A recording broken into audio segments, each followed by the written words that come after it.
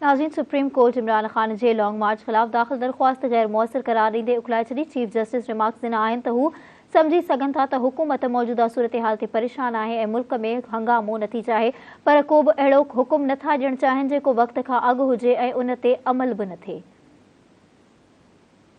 Supreme court में chief justice Umar Ata Bandial जी सरबराही हेठि टे रुकनी बेंच इमरान ख़ान जे लॉन्ग मार्च ख़िलाफ़ सेनेटर कामरान मुर्तज़ा जी दरख़्वास्त ते ॿुधणी कई। ॿुधणी दौरान अदालत वफ़ाक़ी वकील खां पुछाणो कयो त छा इमरान ख़ान जे लॉन्ग मार्च लाइ हंध जो तइन कयो वियो आहे। अदालत खे इंतिज़ामिया खां पुछाणो करे आगाह कयो वञे।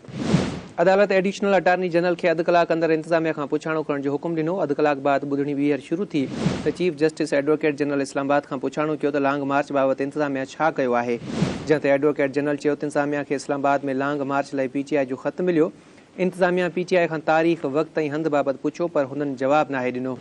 एडवोकेट जनरल इस्लामाबाद अदालत खे ॿुधायो त वज़ीराबाद वाक़े खां अॻु PTI रतो छाड़ण जूं ॻाल्हियूं कयूं, जंहिंखां पोइ इंतिज़ामिया PTI खे इस्लामाबाद में दाख़िल थियण जी इजाज़त खां इनकार कयो आहे। इस्लामाबाद में जलसे जी इजाज़त बाबति केस इस्लामाबाद हाई कोर्ट में ॿुधणी हेठि आहे। जस्टिस आशा मलिक रिमार्क्स ॾिना त PTI जो लॉन्ग मार्च त केतिरनि ई ॾींहंनि खां हली रहियो आहे। छा तव्हां इंतिज़ामिया सां राब्तो कयो आहे? लॉन्ग मार्च जे मामले में तकड़ कहिड़ी आहे ऐं इंतिज़ामिया जी लापरवाही कहिड़ी आहे? चीफ जस्टिस चयो त लॉन्ग मार्च सियासी मसइलो आहे जंहिंखे सियासी तरीक़े सां हल करे सघिजे थो। अहिड़नि मामलनि में अदालती मुदाख़लत सां अजीब सूरत हाल पैदा थी वञे थी। तव्हां पंहिंजी दरख़्वास्त में हिकु ऑडियो जो ज़िक्र कयो आहे ऐं उन ऑडियो में हथियार आणण जो ज़िक्र आहे। ऑडियो सही आहे या ग़लति, पर इन सां अमन अमान जी सूरत हाल ख़राब थी सघे थी। जस्टिस उमर अता बंदियाल रिमार्क्स ॾिना त एहतजाज जो हक़ लामहदूद नाहे, आइनी हदनि सां मशरूत आहे। जेकॾहिं आइन जी भञकड़ी जो वाज़े ख़तरो हुजे त अदलिया मुदाख़लत कंदी। थी सघे थो त भञकड़ियुनि ते ॿी धुर जो मौक़ुफ़ पंहिंजो हुजे, पर सुप्रीम कोर्ट जे हुकुम जी ख़िलाफ़ वर्ज़ीअ ते अदालत लाइ मामिलो पेचीदा थी वञे थो।